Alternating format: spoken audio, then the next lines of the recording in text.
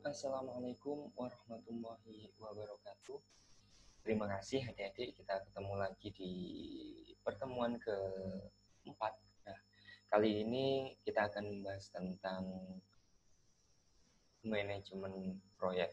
Jadi sebelum kita mulai perkuliahan di pertemuan keempat kali ini, mari kita baca Fatihah bersama-sama. Semoga apa yang kita cita-citakan, apa yang kita pelajari bisa bermanfaat.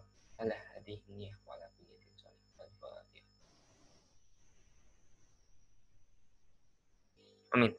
Baik, terima kasih adik-adik. Kita mulai dari mana ya?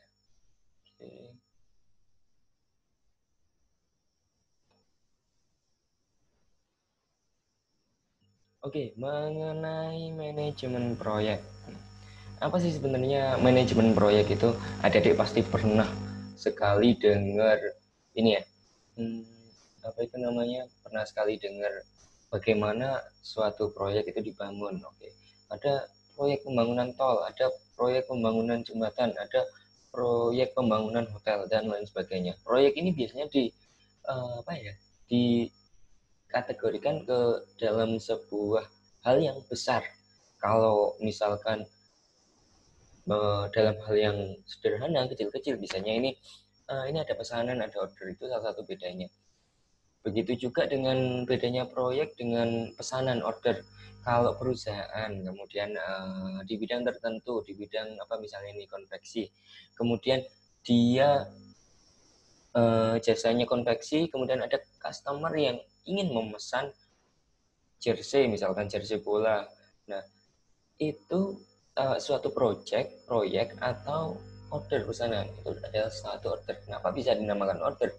Karena itu adalah salah satu bentuk keseharian, mekanisme keseharian. Nggak ada yang perlu dipersiapkan lagi. Yang namanya pesan jersey itu pasti sudah ada dari awal. Oke, tahap desain jersey-nya, kemudian pemotongan kainnya, kemudian proses sablon. Begitu juga seterusnya. Dan itu menjadi rutinitas. Sedangkan kalau atau proyek itu biasanya berbeda.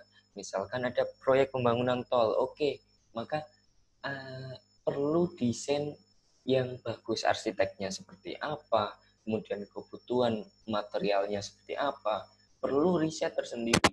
Jadi ada pembagian divisi-divisi tersendiri. Beda lagi dengan order tadi yang sudah menjadi rutinitas. Itu salah satu bedanya. Kemudian untuk manajemen proyek, suatu proyek itu ada 3 fase yang bisa dilalui. Yang pertama, fase pertama adalah perencanaan, planning. Jadi ketika dapat kontrak, kemudian dipelajari tujuannya mengerjakan proyek itu buat apa? Oke, tujuannya adalah profit yang besar. Kemudian bagaimana gambaran proyek itu? Apakah dengan luas berapa meter kali diameter, kemudian panjangnya sekian kilometer, atau mungkin sebuah bangunan tingginya berapa meter, atau jembatan dengan kedalaman sungai yang berapa meter juga. Kemudian ada yang namanya pengorganisasian tim, pembagian divisi-divisi. Kalau permintaan penjualan dari pembeli atau customer itu sudah jadi rutinitas, sekali lagi rutinitas. Tapi kalau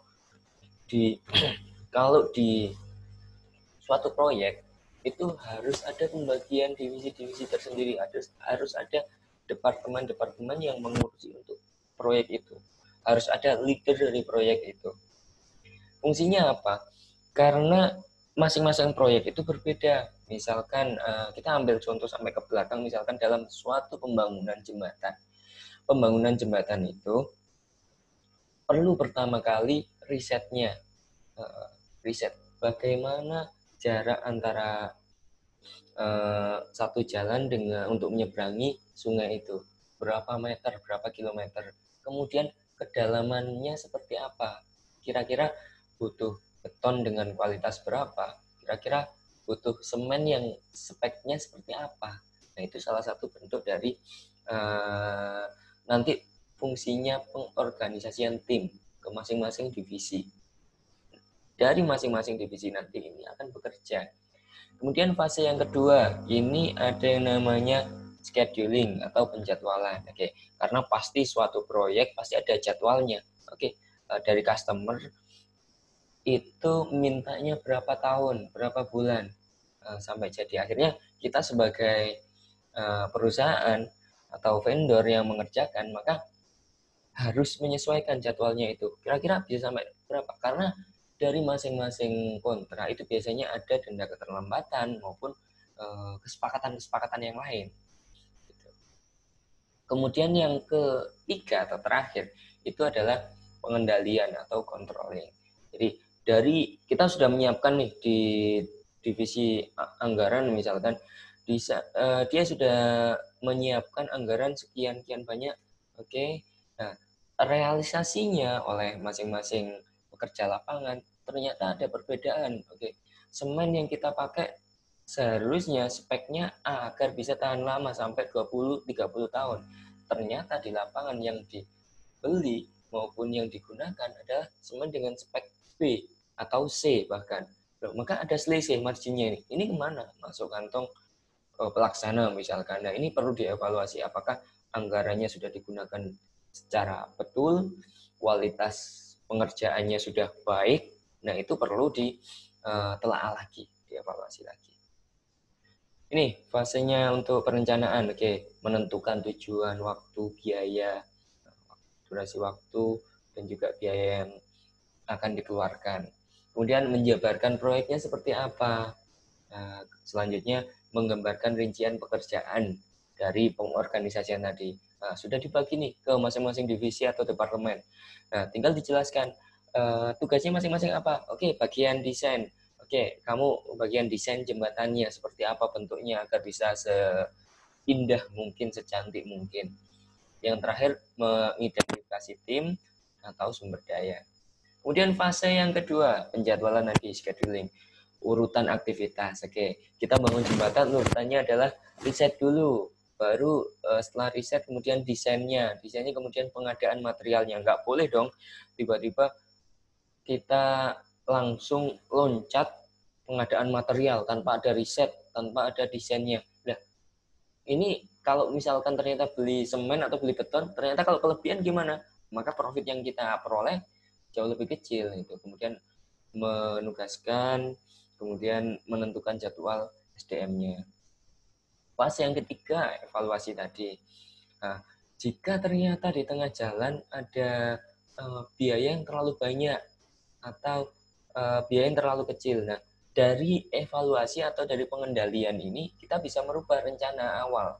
Bahwa rencana awal kita beli semennya ternyata cuma 500 sak misalkan. Oke, karena ternyata setelah dievaluasi terlalu banyak itu, maka akhirnya dikurangi. Jadi 300 sak aja cukup. Nah, ini akan menambah profit dari perusahaan. Terus kita kenalan dengan Gantt chart. Ini penamaan sesuai dengan penemunya dulu yang mempelopori, namanya Henry Gantt pada akhir tahun 1800-an. Nah, ini bisa dimanfaatkan untuk aktivitas pengerjaan dalam skala kecil maupun dalam skala besar. Contohnya seperti apa sih? Nah, ini adalah contoh dari diagram Gantt chart. Ini maksudnya apa? Di sini ini adalah jangka waktunya.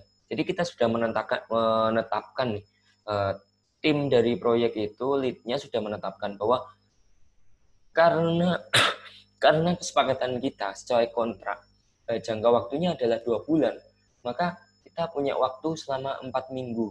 Oke nih, tiap minggu kita harus punya target. Nah, kita targetkan di sini. Oke, misalkan minggu pertama tanggal 21 Mei, kita targetnya tugas pertama apa? Riset, task 1 misalkan riset.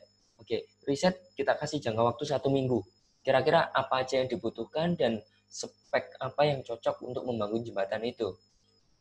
Tentu saja ini sesuai dengan masing-masing proyek. Beda lagi dengan pembangunan tol, kemudian pembangunan bangunan, gedung, hotel, dan lain sebagainya, ataupun stadion misalnya. Itu berbeda-beda, menyesuaikan tugasnya masing-masing. Nah, Cuman logikanya sama, masih menggunakan jangka waktunya berapa, kemudian tugasnya apa, diselesaikan kapan. Seperti itu. Nah, ini salah satu contohnya juga, macam-macam bentuknya, tapi secara umum logika cara berpikirnya masih sama. Oke, misalkan ini planning. Oke, nih planning, tugasnya planning. Planning ini ternyata dalam waktu 3 bulan, kemudian risetnya dalam waktu 2 bulan, itu juga seterusnya. Oke. Nah, ini kita masuk ke tugasnya.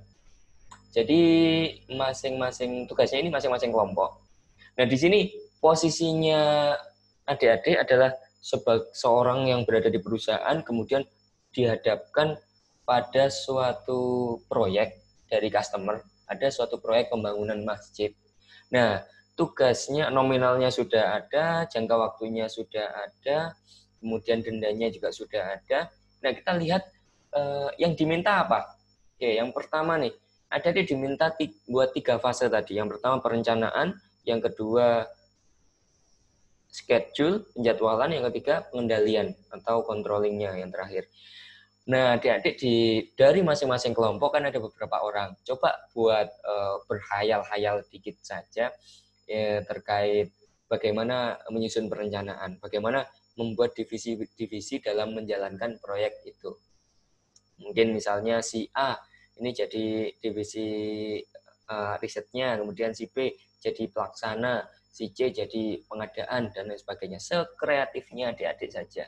Kemudian yang kedua, adik-adik membuat scheduling menggunakan Gantt chart tadi. Buatnya seperti apa? Template-nya di Google banyak banget. Adik-adik boleh pakai Excel, boleh pakai yang lain. Yang penting output-nya nanti dijadikan satu di PDF gitu. Yang ketiga adalah evaluasi. Kira-kira setelah rencana atau khayalan implementasi dari adik-adik tadi, kira-kira apa nih yang perlu dievaluasi? Itu coba nanti dimasukkan ke tugasnya. Kemudian yang keempat, kelima seperti biasa, ini adalah tugas kelompok, kerjakan secara kelompok, harus ada koordinasi, dan saya minta bukti koordinasinya. Buktinya bisa apa? Bisa chat seperti kemarin atau bukti screenshot video call-nya. Oke, terakhir, oke, sebelum terima kasih nih, terakhir saya mau lihatkan, nah ini salah satu contohnya, salah satu contoh Gantt chart ini lengkap banget kalau di sini. Ini bisa disesuaikan dengan keperluan adik-adik masing-masing. Misalkan nih, ini ada jangka waktunya, kapan mulai mengerjakan, harinya juga ada, startnya kapan, selesainya kapan. Adik-adik terserah mau pakai yang seperti ini boleh, mau yang lebih sederhana dari ini boleh. Yang penting cara berpikirnya masih sama. Ya, misalnya nih misalnya di task 1 nih, di tugas pertama, ini apa sih yang mau dikerjakan? Misalkan tugas pertama ini mau bikin risetnya. Oke. Yang kedua ini mau bikin desain jembatannya. Yang keempat ini mulai pengadaan barang-barang atau materialnya dan lain sebagainya. Begitu juga penjadwalannya. Nah, kira-kira kalau sudah diimplementasi seperti ini, adik-adik sudah setidaknya buat, nanti sekalian dievaluasi. Kira-kira apa nih yang salah? Oh, ternyata jangka waktu untuk mendesain ini terlalu pendek. Akhirnya hasilnya kurang maksimal. Itu juga seterusnya. Seperti itu saja. Kalau ada pertanyaan bisa ditanyakan via WA Group. Terima kasih dari saya. Sampai ketemu lagi di minggu depan. Wassalamualaikum warahmatullahi wabarakatuh.